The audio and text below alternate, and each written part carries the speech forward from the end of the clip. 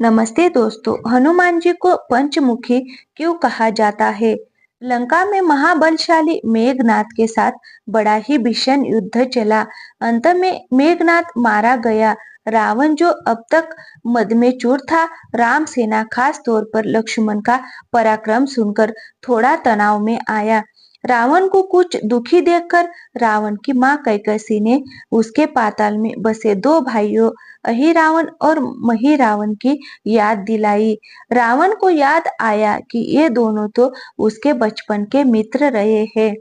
लंका का राजा बनने के बाद उनकी सुध ही नहीं रही थी। रावण ये भली प्रकार जानता था कि अहिरावण व महिरावण तंत्र मंत्र के महापंडित, जादू टोने के धनी और माँ कामाक्षी के परम भक्त है। रावण ने उन्हें बुलावा भेजा और कहा कि वह अपने छल बल कौशल से श्री राम व लक्ष्मण का सफाया कर दे। ये बात दूतों के जरिए विभीषण को पता लग गई। युद्ध में अहिरावण व महिरावण जैसे परम मायावी के शामिल होने से विभीषण चिंता में पड़ गए। विभीषण को लगा कि भगवान श्री राम और लक्ष्मण की सुरक्षा व्यवस्था और कड़ी करनी पड़ेगी। इसके लिए उन्हें सबसे बेहतर लगा कि इसका जिम्मा परमवीर हनुमान जी को सौंप दिया जाए।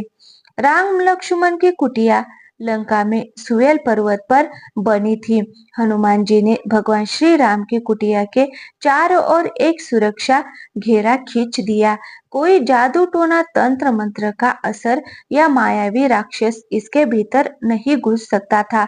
अहिरावण और महिरावण श्री राम और लक्ष्मण को मारने उनकी कुटिया तक पहुंचे, पर इस सुरक्षा के घेरे के आगे उनकी एक ना चली, असफल रहे। ऐसे में उन्होंने एक चाल चली।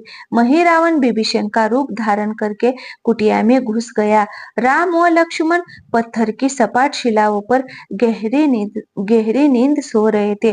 दोनों राक्षसों ने बिना आहट के शिला समेत दोनों भाइयों को उठा लिया और अपने निवास पाताल की ओर लेकर चल दिए। विभीषण लगातार सतर्क थे। उन्हें कुछ देर में ही पता चल गया कि कोई अनहोनी घट चुकी है। विभीषण को महिरावण पर शक था। उन्हें राम लक्ष्मण की जान की चिंता सताने लगी। विभीषण ने हनुमान जी को महिरावण के बारे में बताते हुए कहा कि वो उसका पीछा करे। लंका में अपने रूप में घूमना राम भक्त हनुमान के लिए ठीक नहीं था, सो उन्होंने पक्षी का रूप धारण कर लिया और पक्षी के रूप में ही निकुंभला नगर पहुंच गए। निकुंभला नगरी में पक्षी रूप धरे हनुमान जी ने कबूतर और कबूतरी को आपस में बतियाते सुना। कबूतर और कबूतरी से कह रहा था कि अब रावण की जीत पक्की है। अहिरावण व महिरावण राम लक्ष्मण को बलि चढ़ा देंगे, बस सारा युद्ध समाप्त। कबूतर की बातों से ही बजरंग बली को पता चला कि दोनों राक्षस राम लक्ष्मण को सोते में ही उठाकर कामाक्षी देवी को बलि चढ़ाने पाताल लोक ले गए हैं। हनुमान जी वायु वेग से रसातल की ओर बढ़े और तुरंत वहां पहुंचे। हनुमान जी को रसातल के प्रवेश द्वार पर एक अद्भुत पहरेदार मिला। इसका आधा शरीर वानर का और आधा मछली का था। उसने हनुमान जी को पाताल में प्रवेश से रोक दिया। द्वारपाल हनुमान जी से बोला कि मुझको परास्त किए बिना तुम्हारा भीतर जाना असंभव है। दोनों में लड़ाई ठन गई। हनुमान जी की आशा के विपरीत ये बड़ा ही बलशाली और कुशल योद्धा निकला। दोनों ही बड़े बलशाली थे। दोनों में बहुत भयंकर युद्ध हुआ, परंतु वह बजरंग बली के आगे नहीं टिक सका। आखिरकार हनुमान जी ने उसे हरा तो दिया, पर उस द्वारपाल की प्रशंसा करने से नहीं रह सके। हनुमान जी ने उस वीर से पूछा कि हे वीर, तुम अपना परिचय दो। तुम्हारा स्वरूप भी कुछ ऐसा है कि उससे कुतूहल हो रहा है। उस वीर ने उत्तर दिया, मैं हनुमान का पुत्र हूँ और एक मछली से पैदा हुआ हूँ। मेरा नाम है मकर ध्वज। हनुमान जी ने ये सुना तो आश्चर्य में पड़ गए। वो वीर की बात बात सुनने लगे। मकर ध्वज ने कहा, लंका दहन के बाद हनुमान जी समुद्र में अपनी अग्नि शांत करने पहुंचे। उनके शरीर से पसीने के रूप में तेज गिरा। उस समय मेरी माँ ने आहार के लिए मुख खोला था। वह तेज मेरी माता ने अपने मुख में ले लिया और गर्भवती हो गई। उसी से मेरा जन्म हुआ है। हनुमान जी ने जब ये सुना तो मकर ध्वज को बताया कि वो ही हनुमान है। मकरध्वज ने हनुमान जी के चरण स्पर्श किए और हनुमान जी ने भी अपने बेटे को गले लगा लिया और वहां आने का पूरा कारण बताया। उन्होंने अपने पुत्र से कहा कि अपने पिता के स्वामी की रक्षा में सहायता करो। मकरध्वज ने हनुमान जी को बताया कि कुछ ही देर में राक्षस बलि के लिए आने वाले हैं। बेहतर होगा कि आप रूप बदलकर कामाक्षी के मंदिर में जाकर बैठ जाए। उनको सारी पूजा झरोके से करने को कहे। हनुमान जी ने पहले तो मधुमक्खी का वेश धरा और माँ कामाक्षी के मंदिर में घुस गए। हनुमान जी ने माँ कामाक्षी को नमस्कार कर सफलता की कामना की और फिर पूछा, हे माँ, क्या आप वास्तव में श्री राम जी और लक्ष्मण जी की बलि चाहती है?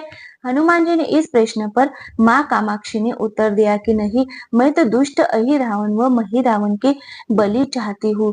ये दोनों मेरे भक्त तो है पर अधर्मी और अत्याचारी भी है। आप अपने प्रयत्न करो, सफल रहोगे।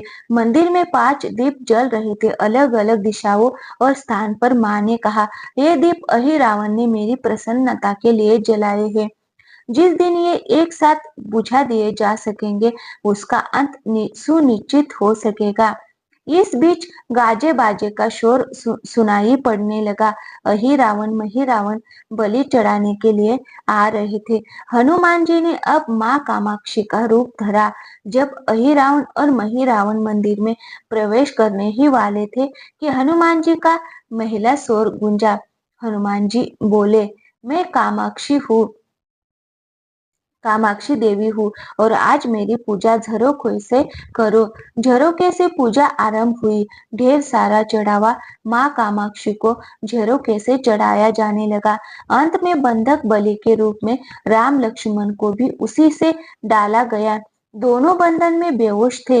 हनुमान जी ने तुरंत उन्हें बंधन से मुक्त किया। अब पाताल लोक से निकलने की बारी थी, पर उससे पहले माँ कामाक्षी के सामने अहि रावण मही रावण की बलि देकर उनकी इच्छा पूरी करना और दोनों राक्षसों को उनके किए की सजा देना शेष था। अब हनुमान जी ने मकर ध्वज को कहा कि वह अचेत अवस्था में लेटे हुए भगवान राम और लक्ष्मण का खास ख्याल रखे और उसके साथ मिलकर दोनों राक्षसों के खिलाफ युद्ध छेड़ दिया। पर ये युद्ध आसान नहीं था। अहि रावण आणि मही रावण बड़ी मुश्किल से मरते तो फिर 5-5 के रूप में जिंदा हो जाते। इस विकट स्थिति में मकर ध्वज ने बताया कि अहि रावण की एक पत्नी नाग कन्या है। अहि रावण उसे बलात् हर लाया। वह उसे पसंद नहीं करती पर मन मार के उसके साथ है। वह अहि रावण के राज जानती होगी। उससे उसकी मौत का उपाय पूछा जाए। आप उसके पास जाए और सहायता मांगे। मकरध्वज ने राक्षसों को युद्ध में उलझाए रखा और उधर हनुमान अहि रावण की पत्नी के पास पहुंचे। नाग कन्या से उन्होंने कहा कि यदि तुम अहि रावण के मृत्यु का भेद बता दो तो हम उसे मारकर तुम्हें उसके चंगुल से मुक्ति दिला देंगे। अहि रावण की पत्नी ने कहा, मेरा नाम चित्रसेना है। मैं भगवान विष्णु की भक्त हूँ। मेरे रूप पर अहि रावण मर मिटा और मेरा अपहरण कर यहाँ कैद किए हुए है, पर मैं उसे नहीं चाहती। लेकिन मैं अहि रावण का भेद तभी बताऊंगी जब मेरी इच्छा पूरी की जाएगी।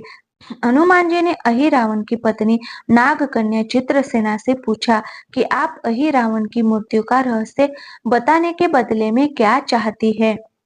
आप मुझसे अपनी शर्त बताइए, मैं उसे जरूर मानूंगा। चित्रसेना ने कहा, दुर्भाग्य से अहि रावण जैसा असुर मुझे हर लाया। इससे मेरा जीवन खराब हो गया। मैं अपने दुर्भाग्य को सौभाग्य में बदलना चाहती हूँ। आप अगर मेरा विवाह श्री राम से कराने का वचन दे तो मैं अहि रावण के वध का रहस्य बताऊंगी। हनुमान जी सोच में पड़ गए। भगवान श्री राम तो एक पत्नी निष्ठ है, अपनी धर्म पत्नी देवी सीता को मुक्त कराने के लिए असुरों से युद्ध कर रहे हैं। वह किसी और से विवाह की बात तो कभी नहीं स्वीकारेंगे। मैं कैसे वचन दे सकता हूँ? फिर सोचने लगे कि यदि समय पर उचित निर्णय न लिया तो स्वामी के प्राण ही संकट में है। असमंजस की स्थिति में बेचैन हनुमान जी ने ऐसी राह निकाली कि सांप भी मर जाए और लाठी भी न टूटे। हनुमान जी बोले, तुम्हारी शर्त स्वीकार है, पर हमारी भी एक शर्त है। ये विवाह तभी होगा जब तुम्हारे साथ भगवान राम जिस पलंग पर आसीन होंगे वह सही सलामत रहना चाहिए। यदि वह टूटा तो इसे अपशकुन मानकर वचन से पीछे हट जाऊंगा। जब महाकाय अहिरावण के बैठने से पलंग नहीं टूटता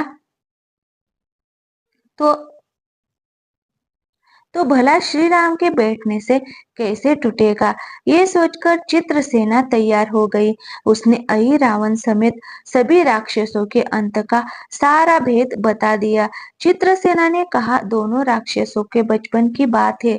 इन दोनों के कुछ शरारती राक्षस मित्रों ने कहीं से एक भ्रामरी को पकड़ लिया। मनोरंजन के लिए वो उसे भ्रामरी को बार बार कांटों से छड़ रहे थे।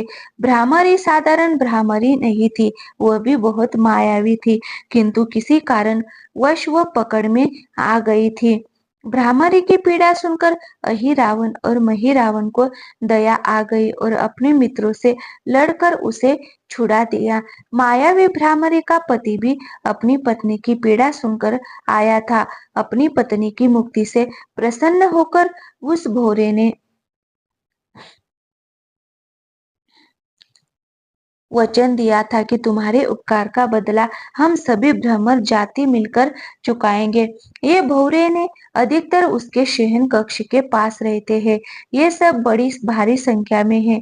दोनों राक्षसों को जब भी मारने का प्रयास हुआ है और ये मरने को हो जाते हैं, तब भ्रमर उनके मुख में एक बूंद अमृत का डाल देते हैं। उस अमृत के कारण ये दोनों राक्षस मरकर भी जिंदा हो जाते हैं। इनके कई कई रूप उसी अमृत के कारण है। इन्हें जितनी बार फिर से जीवन दिया गया, उनके उतने नए रूप बन गए हैं। इसलिए आपको पहले इन भौरों को मारना होगा। हनुमान जी रहस्य जानकर लौटे। मकरध्वज ने अहिरावण को युद्ध में उलझा रखा तो हनुमान जी ने भौरों का खात्मा शुरू किया। वो आखिर